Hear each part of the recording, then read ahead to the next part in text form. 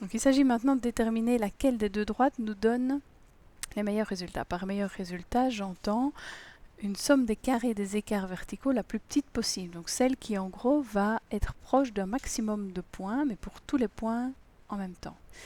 Et donc pour ça, il faut qu'on calcule l'écart entre 7,75 et 10, l'élevé au carré, entre 10, 25 et 8, l'élevé au carré. Alors l'élevé au carré, c'est tout simplement pour travailler qu'avec des écarts positifs.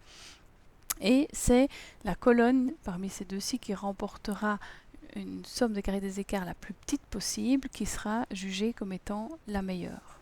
Donc celle qui modélise le mieux le nuage. Donc il y a moyen d'aller très très vite pour faire cette opération. On se place dans une cellule de la liste 5 et dans cette cellule, je vais dans Options, une option sur une liste et je vais chercher avec F6 Somme.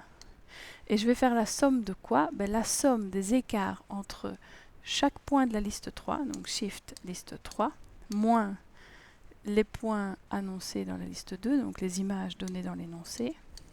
Et ces écarts, je les mets au carré. Donc en pratique, ce qui se passe, c'est que la calculatrice va faire 7,75 moins 10, l'élevé au carré, plus 10,25 moins 8 au carré, plus 12,75 moins 13 au carré, plus 15,25 moins 15 au carré, mais tout ça est fait à l'aide d'une seule opération, et la somme de tous ces carrés des écarts donne 10,25.